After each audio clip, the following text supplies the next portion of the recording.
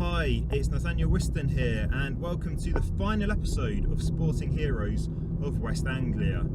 Today I'm travelling to the village of Sharnbrook. It's to the north of Felmersham, to the south of Soldrop, and to the northwest of Bletsoe. It's in North Bedfordshire, and it's in West Anglia.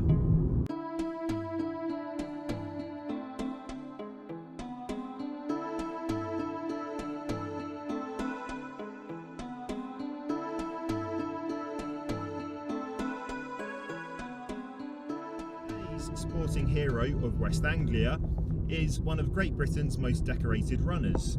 She was born in Cheshire, but she moved to West Anglia when she was 12 years old. Her and her family, they came to Oakley, which is just south of Sharnbrook, and it was there she began her very successful running career. She did all kinds of distances, cross country, and then she moved on to competing in the marathon, and that was where she was at her greatest, and in fact she is regarded as one of the best marathon runners of all time. So who is today's sporting hero of West Anglia? It's Paula Radcliffe. Paula Radcliffe lived in Oakley, but she went to school in Sharnbrook, where I'm going today, and actually I'm going between Oakley and Sharnbrook, in that countryside between the two villages. It's all Bedfordshire, it's all West Anglia, and it's all got a Paula Radcliffe connection.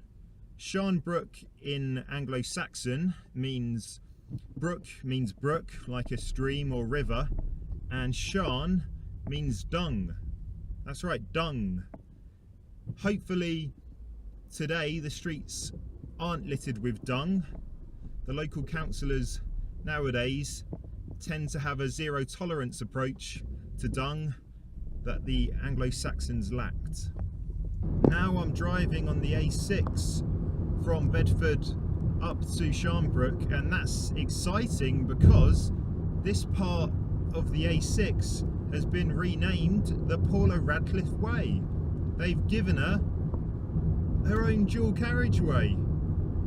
If I were her, every time I drove up and down here, I would sing My Way by Frank Sinatra. The rest of the lyrics of the song aren't relevant, but the My Way part certainly is. Once I've finished this video, I'm going to get on with the job of editing this and the rest of the Sporting Heroes of West Anglia series. Some of you may know that the editing job is usually done by my friend Jeremy, now an expat based in Dubai, so he's got better things to do than edit my videos apparently, and I'll be doing it, and you'll notice they won't differ too much from my previous videos because Jeremy set the tone with them, and I don't want to go completely different from them. Obviously I'll make sure that only key information stays in these videos, the right footage goes into these videos, and that's a task which I'll be getting on with soon. And by the time you all have watched this, I'll have already have done it because you couldn't have watched it without me editing it. Just parking here, and we're here. We're in Sharnbrook. There's a very useful map here. Here we are in Sharnbrook. That's where Radcliffe lives, so she must have run around this sort of area. Here is the road that leads up to the school that Paula Radcliffe attended in Sharnbrook, and it is actually quite a distance from Oakley to Sharnbrook. A good 10-15 minutes in the car, depending on traffic. It must have taken her a long time to get to school every morning. Perhaps this is where the marathon training began. She could have walked or ran from Oakley to school every day, and that would have been terrific training for her. While most 18-year-olds are off getting pie-eyed on sugary alcoholic drinks, Radcliffe was focusing on winning gold in the World Junior Cross Country Championships. She may have had a drink afterwards to celebrate, though it would have been something sporty, like water. I don't really know if she enjoyed drinking until after her career ended. It would be impressive to think that while she was winning marathons, she was also a big boozer. There's no two ways about it. Paula Radcliffe enjoyed a good run. She started with the 5,000 metres, then the 10,000, then the short cross country, then the long cross country, then the half marathon. There was only one way to go after that: the marathon.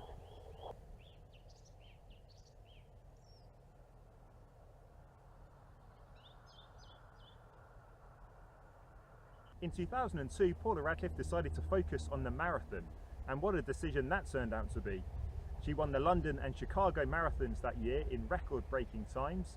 She was awarded an MBE, and she was also crowned BBC Sports Personality of the Year, becoming the first woman to do so since Liz McColgan, another long-distance runner, but she wasn't as good.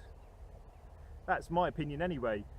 Radcliffe is faster than McColgan, and in running, isn't that the only thing that matters? This is troubling. Look, what word do you think's missing there?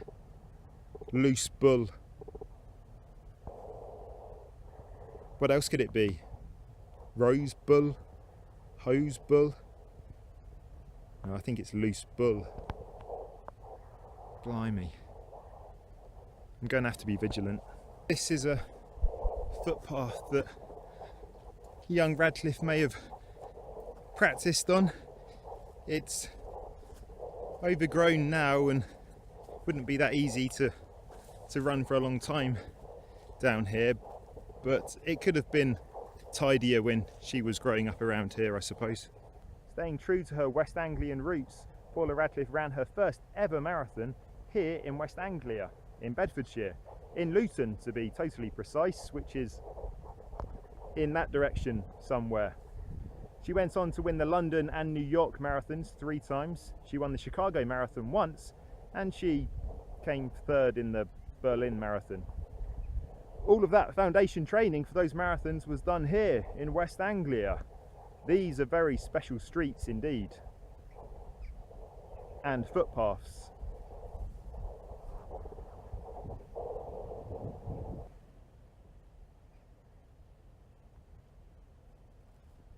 I'm thinking of my friend Jeremy moving all the way to Dubai to get some sunny weather, and look how it is today. Absolutely wonderful. We may not have beaches here, but we do have spectacular fields. 2 hours, 15 minutes, 25 seconds. Think what you could do in that time. Paint about 12 fence panels, virtually defrost a chicken, or watch in its entirety Star Wars The Force Awakens. That time is how long it took Paula Radcliffe to set the world record for the marathon, and it still stands to this day. Not necessarily the day you're watching this, but to this day that I'm filming. It may have changed when you watch this, I don't know, but to this day it still stands. It's really hard to find out if you're any good at long distance running. With most sports, you can have a go and find out within 30 seconds. Darts, table tennis, bowls, you pick it up, you have a go, and you find out.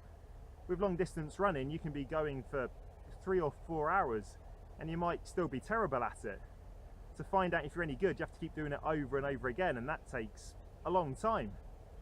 Paula Radcliffe must have a lot of determination, or time on her hands. Some people criticised her for her unorthodox running stance. Her head would bob and she'd have tucked in shoulders. But you try running all the time, you try running a marathon. Your head would probably bob a lot too and your shoulders would be all weird.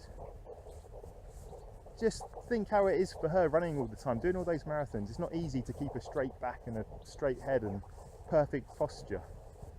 Give her a break. Radcliffe could have trained around here. Lots of different routes, lots of different options. The land is relatively flat. Puzzled me to learn that Radcliffe now lives in Monte Carlo. The Principality of Monaco is so small that it has an area of 0.78 square miles. How many times do you need to run round there to train for a marathon? She must get sick of seeing the same roads, I know you've got the sparkling Mediterranean and all those yachts to look at, but you'd get sick of that after a while. She could go into France just over the border, but she's not going to take her passport out every time she wants to go running, is she? She should have stayed here. Plenty of room, plenty of space to run around. You could run for 26 miles and not get bored. Me and a dog. It's owner nowhere in sight, it's just a dog walking around. Hello. Can you see the owner anywhere? No. Just a dog on its own having a walk. Despite all of her success, an Olympic Games medal eluded her. She went to 4 different Olympic Games and the closest she came was 4th in the 10,000 metres at Sydney. But you know what, who cares? The Olympics are just a glorified sports day that overstays its welcome for 2 weeks and messes up all the TV programmes. Most of us haven't got an Olympic Games medal, so doesn't matter. It's not a big problem. She's won loads of other things, European Championships, Commonwealth Games, World Championships. A medal's a medal. I was going to go for a run today, follow in Paula Radcliffe's footsteps, but it's so hot and I'm not dressed for it. I'll probably keel over and faint, which would make for a really bad video. I think it's obvious why Paula Radcliffe is a sporting hero of West Anglia, isn't it? Grew up in Bedfordshire, became a famous marathon runner, won loads of races, loads of medals, well respected and admired. It's obvious, isn't it?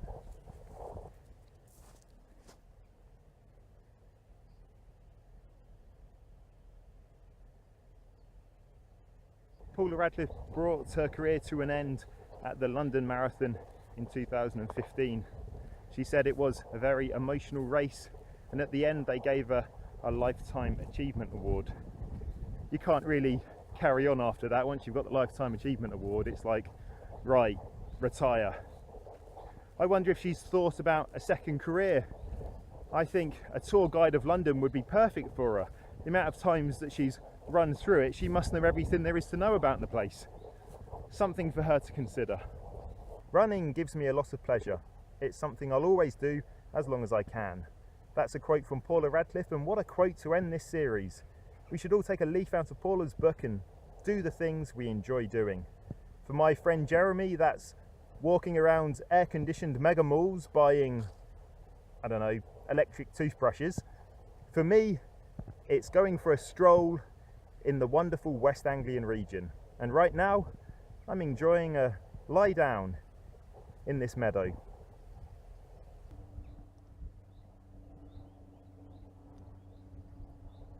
What a time we've had walking around the village of Sharnbrook, telling the story of the great marathon runner, Paula Radcliffe.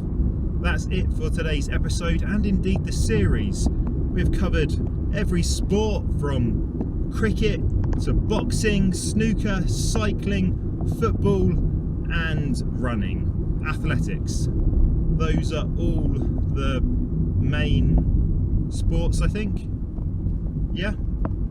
Hope you've enjoyed watching this series, and perhaps it's inspired you to come to West Anglia. You know you should. You really should. I've been Nathaniel Whiston, and I will see you again soon. But this was Sporting Heroes of West Anglia. Goodbye.